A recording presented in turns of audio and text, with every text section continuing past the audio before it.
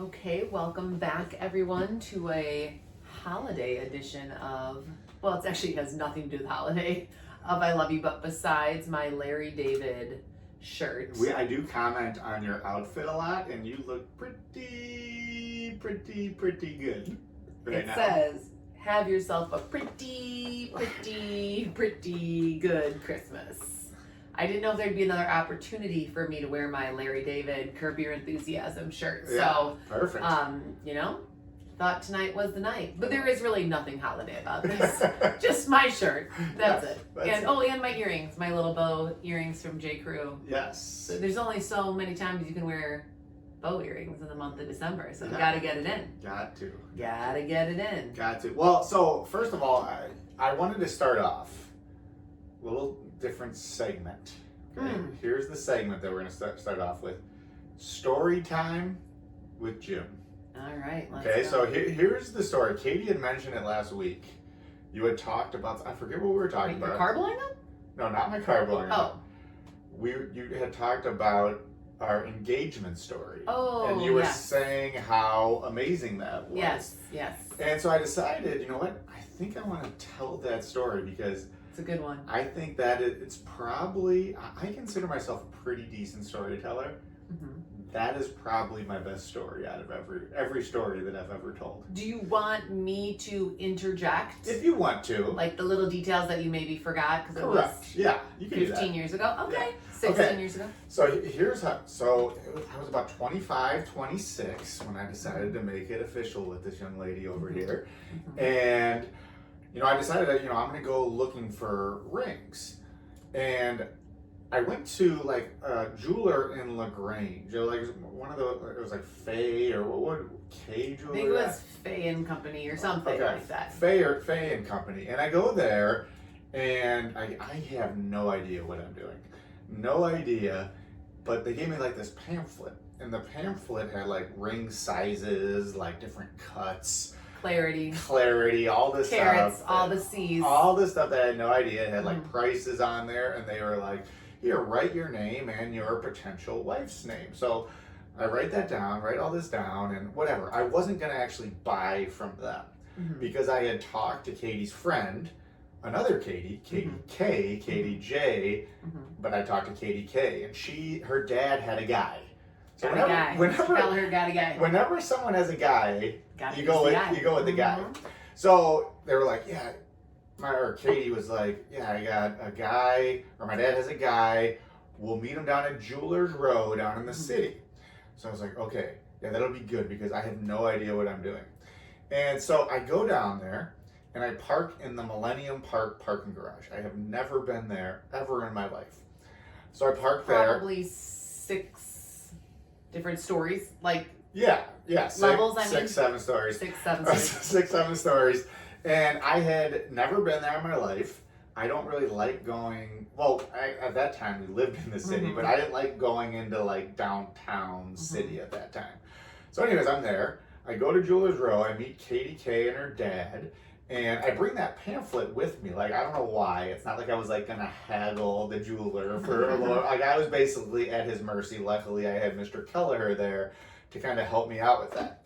So anyways, I decide on a ring. I think the guy's name was Antonio. It was Antonio. Yes, I don't know how I've been back that. there for a couple things from Antonio. So Antonio, if you're listening, this is a shout out to you. You did a great job. He did do a great job. And so I buy the ring. And so I go back to the Millennium Park parking garage. And I go in, start to get in my car, and I have that pamphlet. And I go, oh no, like I always say Katie has the spies out. I was like, if I leave this in my car, Katie's going to see it. I don't want the spies to come out and see that I have been looking for a ring. I wanted it to be a surprise. So I was like, I got to get rid of this thing. So I looked around and I was like looking around the parking lot and I couldn't find a garbage can. He probably didn't I did not look that far, and I know there might be some like environmentalists listening. I'm not proud of this moment, but I decided, you know what, I'm just going to litter.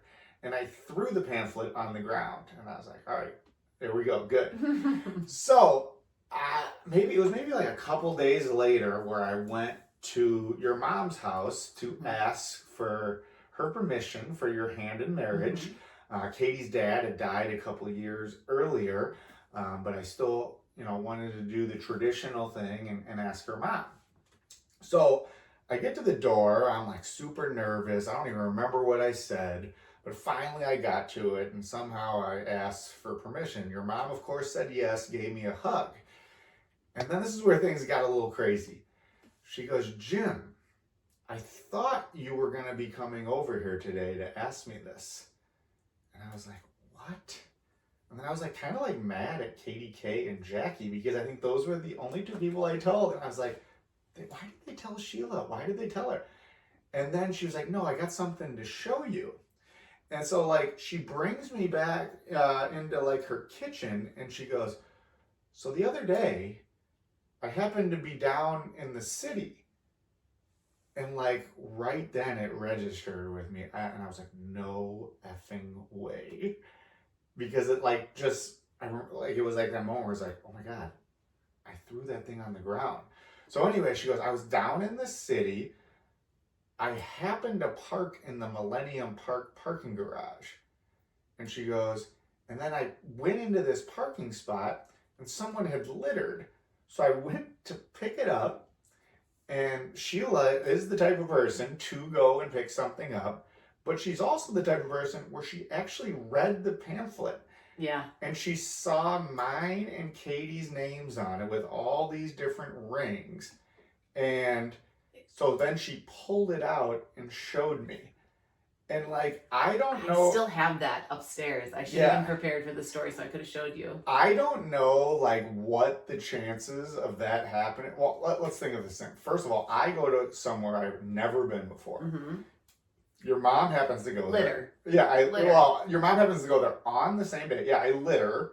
But like, which that's that might have been common at that time. But my mom, was it the same day or was it the next day? Well, whatever. It was she went down there. Well, the fact that it was, she parked in the exact same parking spot. I mean, there have to be minimum 500 parking spots in the Millennium parking garage. Probably more than that. And I think we asked her mom, she had never been there before in her life either at the time. Yeah, and she just parked in the exact same spot. Exact same spot. She picked up litter, which who does that? Then she actually read it. And so like, I was like blown away. And it was almost one of those times where I thought there was like a higher power. Like I thought it was like your dad up in heaven, like giving the push to like, I don't know, his approval or something. Like, and I had never felt that. The only other time I felt something like that was when I went up to deliver my mom's eulogy, and like I was like crying hysterically right before that then. And then like a calm just came over me. This was like another one of those moments where I thought something. Mm-hmm. Now, I really wanted to marry this lovely lady right here. So I wanted to do it. But this sped up my timeline, because not only did I want to marry you, but I wanted to tell you the story. Like that was like a huge thing. I was like, the chances of this happening, of that whole thing going down, are just astronomical. Yeah, and so I was like, all right, I gotta like do this quick, because I want to tell her, and then I want to tell everyone. Yes. Which I did. Yes. Yeah. Okay, then do the next part. What's the next? You always, the letter. Okay, you always claim you do the letter. You claim this is cool. I mean, it's not as cool, but Yeah. it's cool that it happened after this whole my mom finding the pamphlet on the ground. Yes. So Jim wanted to, so he was talking to my mom. She was saying like, oh, when are you going to propose? And he was like, I don't know, maybe next week. Mm-hmm. And he was like, do you think you know where the note is that I gave Katie in Spanish class in 2001 to ask her out? And my mom said, by the way, no. I wrote a note to ask me out as a senior in high school. And he wrote this note and he gave it to me, and then I actually forgot it in my backpack, so I didn't respond. I was making him sweat a couple days. The reason why I wanted the note is so that I could write another note asking him to marry me with like the exact same wording. Exactly. Yes. So he wanted to find this note, and he wanted to change the words from like Spanish class to, downtown Chicago, instead of will you date me or whatever, he's changed it to will you marry me or whatever, or something like that. It was funny. It was adorable. It was amazing. So my mom is like, no, Jim, I have no idea where that note is, but I'll look. So she looks in, you know, some of the old backpacks. Mine and Laura and I used to share a room, so she was looking in our room. Lisa and I then shared a room. She was looking through all the drawers, all the stuff, all the photo albums, all like the notebooks that I used to keep. And she called Jim and was like, Jim, I can't find it. Mm-hmm. She's like, you're going to have to think of another plan on how to ask Katie because I cannot find this note. So then she was like, I'm going to look in one more spot, like in a little storage crawl space area we have off of Laura and my old room. So she's in there looking for it and she couldn't find it. So as she's leaving, she knocked over a puzzle. And another very Sheila move, she decided to put the puzzle back together before leaving. Or I would Not like me, I would have just like dumped it all. Yeah, and I would be like, I just knocked a puzzle over, forget it. So she decides to put the puzzle back and she can't find the last piece. And the very last piece is in a Nordstrom bag. And in that Nordstrom bag is an envelope that has the note that Jim asked me out with. I mean, that's pretty good. Yeah, so well, that's She's good. She's got a really big house, and 6 people lived in that house, and there were Julie and Lisa were still living there. All of mine and Laura's stuff was in there. Like the fact that a puzzle piece fell into a Nordstrom bag, and in that bag was an envelope. That's not the same as astronomical percentages. Again, I do think but like it was that's pretty cool. Yeah, like it was. Again, I think it was your dad. Yes, and I really don't often believe in those kinds of things either. But yes, I definitely think that was my dad. That was a great story. Yes, it was. So I wanted to tell that, and I'm glad you added that second part. Thank you. Yes. Add a little bit more to the story. Yeah, so I guess we can move on, but I wanted to talk about that. Yeah. I love you, butts. Do you want to go first? Sure. I love you, but you use way too many paper towels. Like, I feel like we use a roll of paper towels every day. It's unbelievable. So we have friends, Katie and Michael LaRue, who are against paper towels. Mm-hmm. And they would be appalled at the paper towel usage. Wait, why are they against paper towels? Because they think it's wasteful. Okay, so they would definitely be mad that I threw my... They'd be mad that you littered, but you don't really litter anymore. No. And they definitely would be mad at how many paper towels you use. So, like, I witnessed you making lunch the other day. Sandwiches looked great. It wasn't like those sandwiches you made that one time. Wait, by the way, you know what before you get into, like, you bashing me, I appreciate that. I don't think you said anything at the time. I did not. That's good. So you let it just go. Yeah, I mean, I've been thinking this for 5 years, but it's finally coming to fruition. But, like, I saw you making the sandwiches, and you had 4 sheets long of paper towel out to make 1 peanut butter and jelly sandwich at a time. No. I had 1 peanut butter and jelly sandwich on each square of the 4 paper towels. Okay, so you only make 3. Yeah, but then I had my sandwich. Okay, Either way, that's super wasteful, and you don't need 1 sandwich per square. Like, you could use a plate, which you can then reuse. But then in addition, when you do the dishes in the morning, like, you are just, like, ripping those things off. You're, like, wiping. You're using it once to wipe your hands. And then to go on top of it, you'll, like, use the paper towel to blow your nose, which is so harsh on your poor nose. And, again, so wasteful. Like, you don't need a huge square or rectangle of paper towel to blow your nose. We have Kleenex. Yeah. Which are nice and soft. Yeah. They have aloe in them. You just are too many paper towels. Well,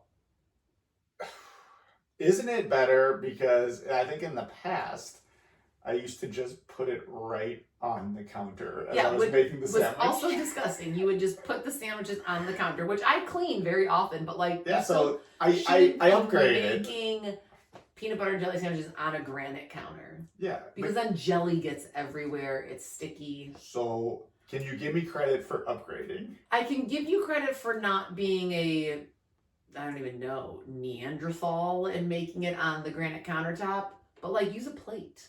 Okay. It's easier to figure out. And then also my last point with paper towels, you don't refill it.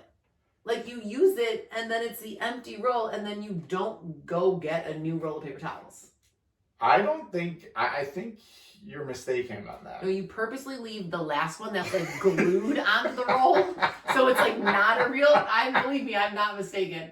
It's not. So you're like, oh, there's one sheet of paper towel left. Look, Katie can use this, but it's just the glued one to the paper towel roll. Okay. Believe me, I keep note. Okay. Yeah. First of all, that may be true. I have done that move. That's a good move. But I haven't really done it, and I think our kids do that. Our kids take the paper towels as well. I don't want to throw them under the bus, but they do. Okay, maybe, but I'd say it's like 80-20 you. Yeah. So when you're done, just go get a new roll of paper towels. All right, I can do that. Okay, there you go. All right. So I love you, bud. Mm-hmm.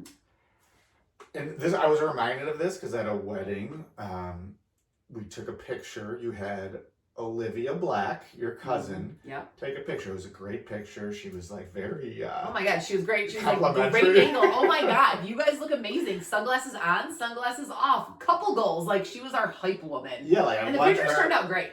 I want her to bring her around as like my wait, who's the dude for Run DMC? Oh, it's like my Flavor Flav. His Flavor Flav. Olivia could be a good Flavor Flav. But anyways, it reminded me of something. Mm-hmm.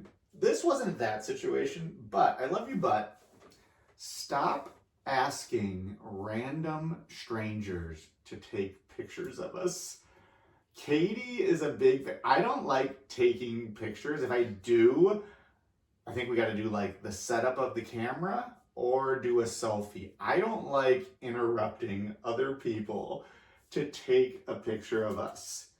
You know, and to me, it's like you're putting that person in a situation. Yes, it takes 10 seconds. Yes, they can say no. Mm-hmm. But you know that it's like socially not acceptable for them to say no. Yeah, but I also scan. Like I'm not asking a grandma to take our photos. I've seen you make some bad selections. Yeah, but like I usually am pretty good about like, oh no, that mom's got kids. I'm not gonna ask her, oh look, here's the college age kid. They probably got good angles. They know to do the top down view. They're not like doing this. Well, I kind of equate it to it's like being someone who does like can I merge in, even though you like cut all the way up in front and you like give that nod. Most people are going to be like, yeah, okay, but they really don't want to. It's kind of like the picture. I feel like most people don't. Like when someone's trying to like edge in or something, I feel like most people just like scooch their car up more and pretend like they can't see out of their peripheral vision. Well, that could be the case. Okay, fine. It's like, I mean, I get it. You don't want me asking strangers to take our photos. It's no. It's like asking like, oh, can I have a bite of your delicious steak? Well, now I have to allow you to have a bite of my delicious steak. So you don't seem like just a huge jag-up. Yeah, or it's kind of like, hey, asking someone, hey, you want to see the pictures from my vacation?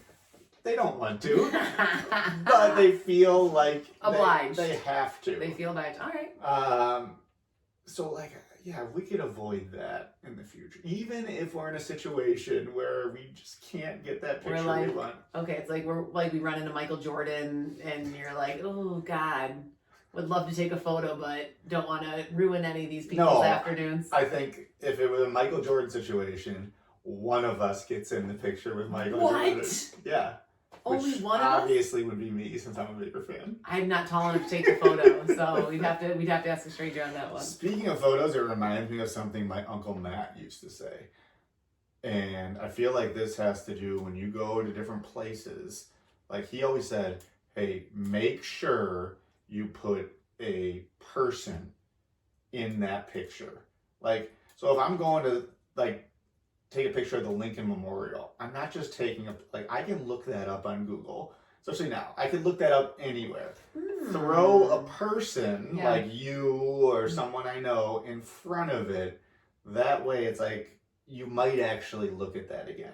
Oh, nice. Actually, they do a lot of traveling, the Matt Maley family. Yeah, they are always in the photos. That was a great he had that when me and Matt Breckner, we went on, I think I've said this before, we went on this amazing baseball trip. We met my Uncle Matt in Baltimore when we were in 8th grade, and we went to Camden Yards in Baltimore, and then we went up to Philly, New York, Boston to watch baseball games. But anyways, when we were in Baltimore, my Uncle Matt, and we were young, he gave us a bunch of money and he just goes, hey, go around so your parents don't get mad at me.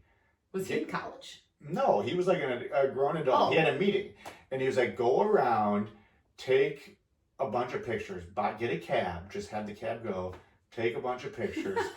And so we did, and I think he thought we were like gonna go sightseeing. Me and Matt like legit would get out of the car, run in front of like the White House, snap a picture, run back in, go to the Lincoln Memorial, run. Oh my God, I can see you and Matt. And but anyways, he had the theory of you need to have someone in. Yeah, I like that. I like that theory. Yeah, I do like that theory. But yeah, that's my I love you, bud. All right. I'll be mindful of that. Well, we did, honestly, I was shocked at how few photos we took at the wedding. Like, I wanted a group photo of all of my cousins. We never did that. We did the full, like, Jaskursky extended family photo, but we didn't get one with, like, just our cousins. Mm-hmm. Yeah. I didn't get one photo with Reggie, who was looking beautiful. I didn't get one photo with the groom, John, who was looking great. Mm-hmm. So we made it to Arizona. We had a wonderful 48 hours in Arizona for my cousin John's wedding. And I love a wedding. I love a family wedding. Katie is a big love weddings. I could dance for 5 hours, whether I'm alone or with my cousins, with, you know, my aunts and uncles who are 55 or with my aunts and uncles who are 75. Yeah. Love it. I love a dance floor. I just love getting those drinks flowing. Everyone's having a good time. People are singing. So fun. So it was a wonderful wedding. Congratulations, John and Haley. Yes. But it was funny because we were kind of talking about all of the engagement, all these things when we were at the airport. You know, the scene from the beginning of Love Actually, when they have people hugging at the airport. Oh, yeah. And Hugh Grant says, love actually is all around us. You said that. And I said that and because we got off the escalators, and then people were waiting with signs and flowers, and people were hugging and, you know, getting into the holiday spirit, or just the love spirit, the spirit of weddings. Wait, was that coming? Because you don't see that anymore. Like, because I can't get in airports anymore. But you can go on the thing right outside of it. Well, no, you can go in like where baggage claim is. Like when we came down the escalators, there were people waiting. But normally, I feel like that was like one of the rare times where I've seen that lately. Yeah, because it's like you have to pay $30 to be inside the airport for 10 minutes to meet your person. Yeah. Yeah, I used to love. I mean, when people used to come visit, like our cousins and stuff, we would just go with them to the gate. Yeah, you would meet them there. It was so fun. Yeah. I mean, probably for the better that the security is there and you're not doing that. Yeah. But yeah, it was always nice to see the little reunions. I love that kind of stuff. I love a good reunion, a good hug, a good friend see when you're excited to see someone. Yeah, so we had a great weekend in Arizona. Tired. It's a far trip. Yeah, it was fun. We actually were out. What I thought was funny is like it was probably like 75, and like we were there in like shorts and like going to the pool. We were at the pool, yeah. Only people at the pool because no one else was there. They were probably like freezing. Yes. At the time. Yeah, it was great. We all were laying out. We were actually in the water as well, but we were in this huge. We rented a townhouse in this complex, and literally not one person on Friday or Saturday was at the pool, except us. That was it. And my sisters and their husbands and my mom. But like, had a great time. It was such a good time. It was a nice little rest, recharge during a very busy holiday season. It was nice to have those 2 days of just nothingness. Like that vitamin D. Yeah, and I think it was nice, like the airplane, just my God. I think we talked about it last time, just being on the airplane and just great start to the vacation. Relaxing. Oh my gosh. I finished my book. I slept. I napped, which I never do. I napped and I watched Die Hard. Ooh. I had never seen Die Hard until all those Christmas people. Movie. Yeah, all those people who debate. I mean, it's definitely a Christmas movie. It's happening on Christmas Eve, which I also thought was ridiculous that Mr. Nakatomi was having a huge business party on Christmas Eve. Yeah. Like, let the people go home and be with their families. I thought that was a little Mr. Nakatomi. Well, rest in peace. Yeah, right. Spoiler alert. From 1983. From a really long time ago. Yeah. But yeah, definitely a Christmas movie, and I was into it. Yeah, it was good. And Al Rickman, or what's his name? Alan Rickman. Alan Rickman, yeah. Speaking of Love Actually. Yeah. He's in that. Come full circle on the Christmas movie circuit. Yeah. We haven't watched that yet. We have to watch that. Time's ticking. We have 1 week until Christmas. Oh, Love Actually. Yeah. Oh, yeah, we'll get it done. We'll get it done. We'll get it done. Nothing but time. Yeah, we always do. Nothing but time. All right, so do we want to go into our life hacks and our parenting fails and all I'll those do things? Parenting fail. All right. So I don't even remember what it was, and this is like a problem that I have. I think you were there in the kitchen, but I don't know if you saw me do it. Like, Patty might have had like a cupcake or something. It might have even been at his birthday. I don't know what it was, but I was like, all right, I'm gonna pretend like I'm gonna steal this from him. And I was like, oh, look at my cupcake. And I went and grabbed it, and like I could have stopped. And I saw the look on his eyes. Probably about to scream his head off. I saw the look on his eyes, and I was like, I'm gonna see what he does here. You know what he's gonna do. And I took it, and yes, he started crying. And it was one of those things where like I knew it was gonna lead to that. And you still did it. And I still did. I was trying to test him, I guess. So he failed? He failed. However, today when we were doing which I posted a great video of you wrestling, we were doing oh God, I haven't seen it. We were doing a Royal Rumble wrestling match, and I beat Patty in the first one. Obviously, I can control. Good job.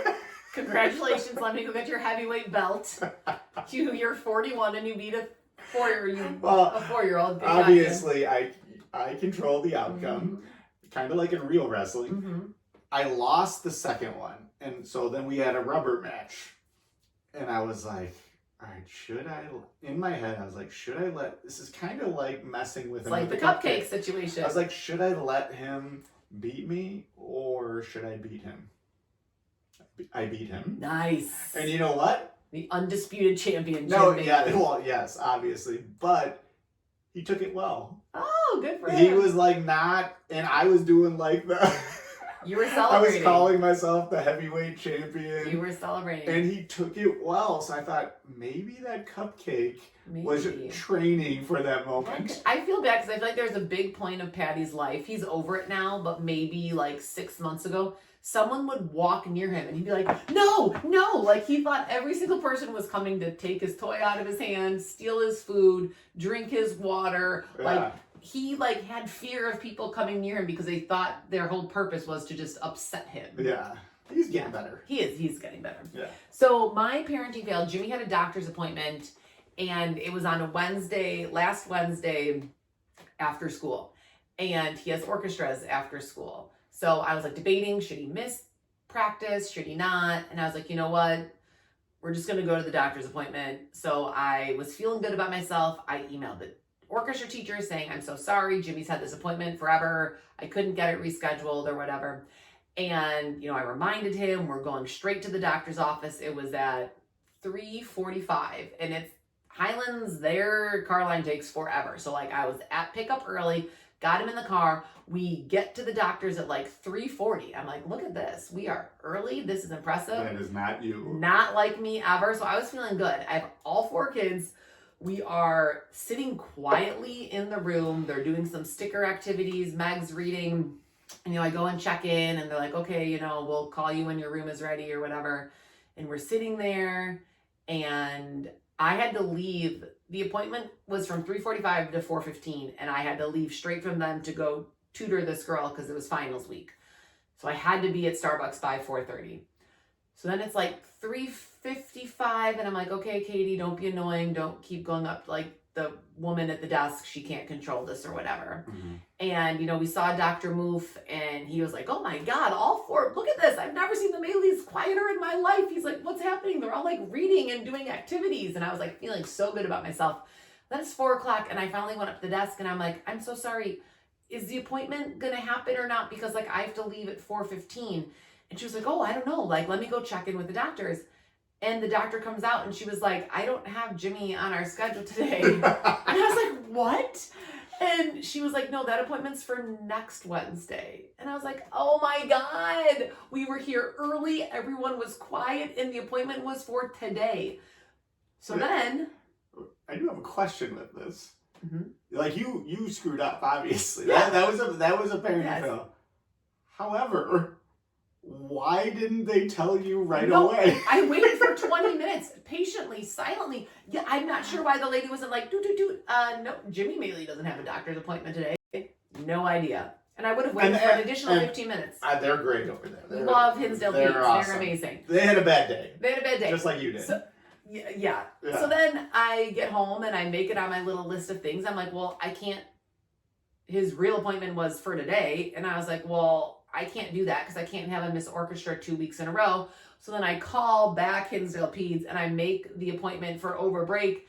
And then, I'm telling Jimmy that his thing has been rescheduled. And he was like, well, we don't have orchestra today. I was like, oh my God. That's why I made the appointment originally for today, because there was no orchestra. So I thought he had orchestra. I canceled the appointment. It was just like, I was so high and then I was so low and then I was so high and then I was so low. And yeah, it's too busy. Yeah. Couldn't wrap my head around it. So now, third time's a charm. Hopefully over Christmas break. Maybe it's a sign. Maybe it's a sign. He just doesn't need to go. Yeah, right. Okay, a life hack. I found this out Monday night at my book club ornament exchange, which I love. We were talking about tying shoes, or we're talking about kids' shoes, and my friend Emily. Hey, by the way, everyone, you heard that right. A book club ornament exchange. Yeah, we didn't read the book. We can't read the book for the ornament exchange. Just an ornament exchange. Yeah. And I believe what an ornament exchange is, you all buy an ornament. Yes. And you give it to another person. Well, you do the thing where you pick numbers. So someone gets to pick first. No stealing. You just get it, and then it's like, oh my God, I love that ornament. Oh, it's so sweet. I love it. So yeah, but you can't read a book because there's too much just merriment and love going on that we can't discuss a book during the ornament exchange. All right. Anyways, back to the life hack. My friend Emily, we were talking about shoes, and she was like, someone said, well, when do kids learn to tie their shoes? And I said, I don't know, first grade, second grade. And Emily chimed in and she was like, oh my God, you guys, you can sign your kids up. Nordstrom's has a shoe tying class. So you go, it's the third Saturday of every month, and you go to Nordstrom's and you go to the kids' shoe section, and they have these little chairs with these little stools so the kids can reach their feet easily. And members who, I guess, of the sales team who sell shoes, it's a 30-minute class, and they teach you how to tie your shoes, and you leave class learning how to tie your shoe. And then you have refreshments, cookies. I don't like it. Why? I don't like it. Why? Because I liked teaching. That's all right. What's the bike shop over there? Terry's? Terry's is teaching people how to ride a bike. Are you really gonna have Terry's go and teach them how to ride the bike? That's people do that. It's people have bike riding classes for kids. It's called pedal heads. But that's part of part of the parenting journey. I mean, okay. I think it's a great life hack. I might do it for Andy. No. Because then it's when they're learning to tie it, in the morning, you don't deal with them putting their shoes on and stuff. It's we're trying to get ready to go, and they're doing one bunny loop. The second bunny loop. Ooh, they mess up. They got to go back. And it's oh my God, get your shoe on. We have to go. We're going to be late. Well, how did Meg learn? Because I taught Jimmy. I think I taught Meg. Oh, yeah. Wasn't that fun? Yeah. Yes. It was great. I'm not saying it's not a great idea. Well, maybe we teach them, and then the class can be the final exam.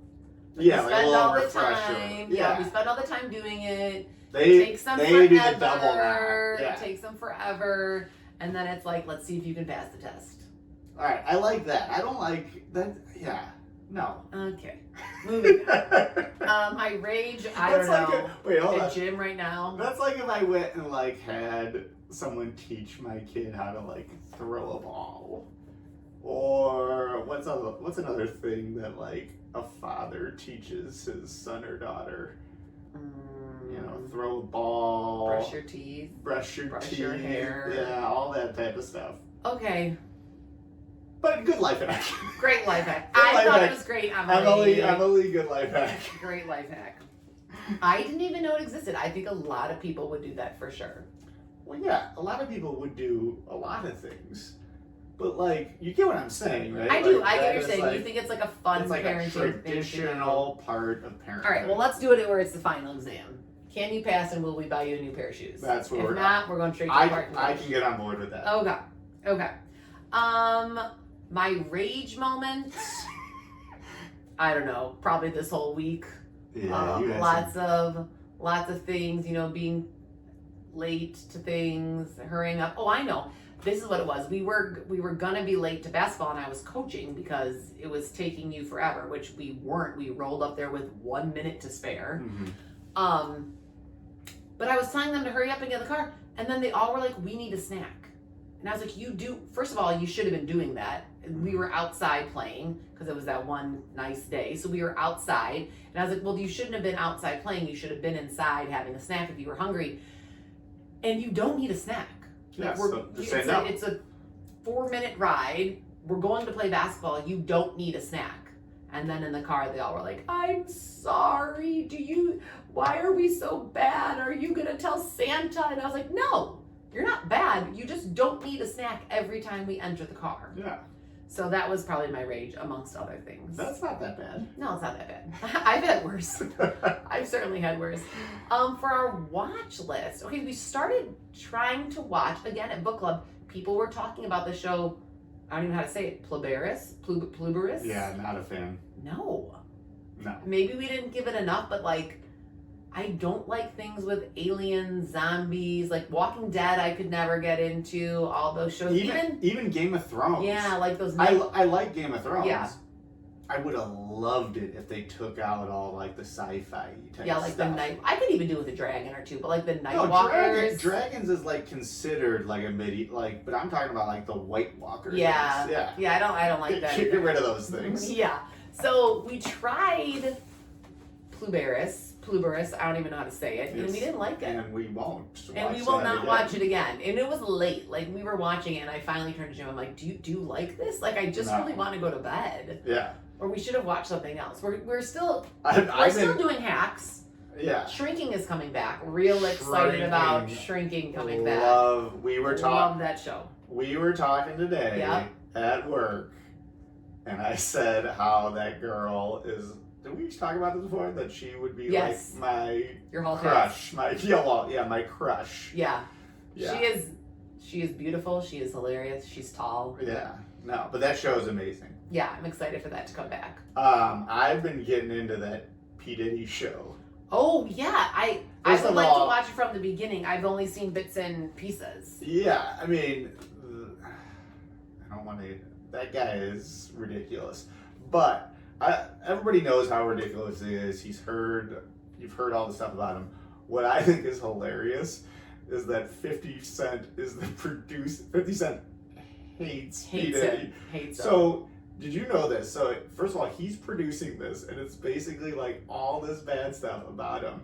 And then 50 Cent did an interview about it, and it was only on ABC. Because he knew that was the only station that they could get in jail where P. Diddy was. Oh my God, no, I did not know that. That is the ultimate level of spite. That is. I love 50 Cent. So do I. I remember one time my grandjin, my mom's mom, said something and she was like, you know who I love? And I was like, who? And she goes, Curtis Jackson. I was like, how do you love Curtis Jackson? And she's like, you know, the one who owns Powerade. I'm like, oh no, I know who 50 Cent is.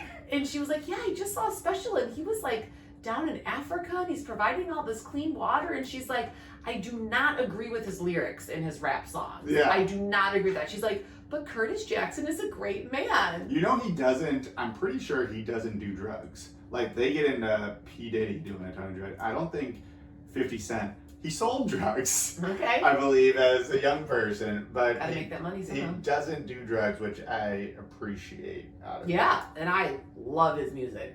Hit Machine, Gold, Fitty, love it so much. That reminds me, I had a student in one of my classes the other day, and they were like, how many points is the final going to be? And it was two girls that I mess with. I believe they're from the Ukraine. And I go, Fitty. And she was like, what? I go, Fitty. And she's like, what are you talking about, Mr. Maley? And she was like, how many points are in the final? I go, Fitty. And like, it went on for like a minute. And like, I'm like trying not to laugh. There's people around trying not to laugh. They were laughing and being like, what are you talking about? And I was like, 50 points. But saying fitty is so much more fun. Yeah, right. Fitty. It was good. It is good.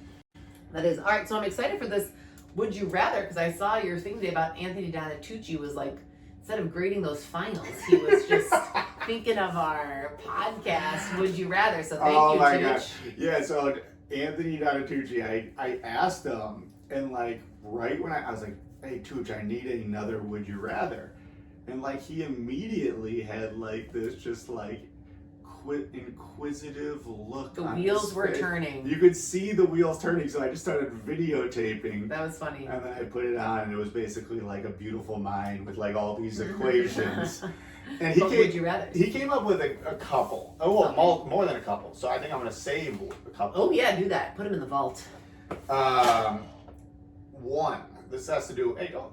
I'm not. You keep. I was looking at you just kicked over a Paw Patrol toy was what I was Okay. looking at. A fire engine. All right. So, would you rather Mm-hmm.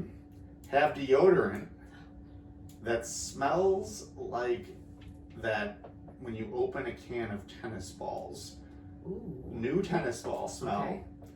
or gasoline.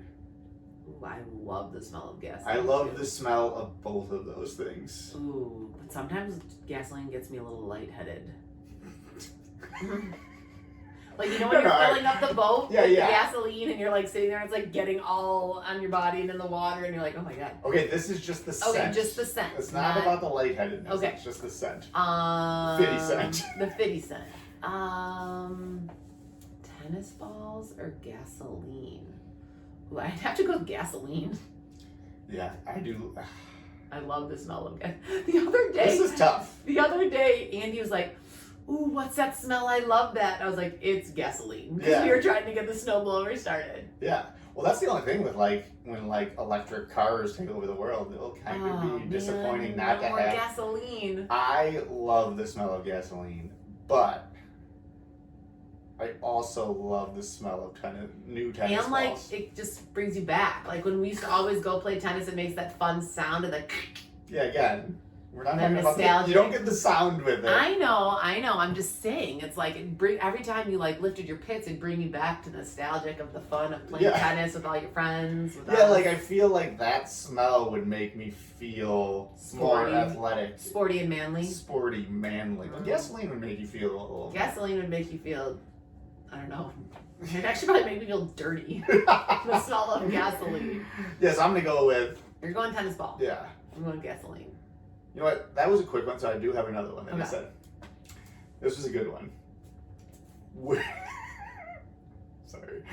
Would you rather have a permanent unibrow Okay. like Anthony Davis, Frida Kahlo. Frida Kahlo, permanent unibrow, or you have to shave your eyebrows off, and you have no eyebrows, and you can't put like fake eyebrows on. So you either have a full unibrow or no eyebrows. Are the eyebrows gonna grow back in? No. There's no eyebrows. Oh, permanent. definitely a unibrow. Really? I think the no eyebrow looks weird. Yeah. Okay. So here's the thing. I mean, I've seen You're- people you're- like shave off an eyebrow as a joke, and like Yeah. it just looks weird to me. Reminds me Yeah. of powder. See, I was like today. I was like, I think you could make. I don't think you could ever make the unibrow like a fashion thing.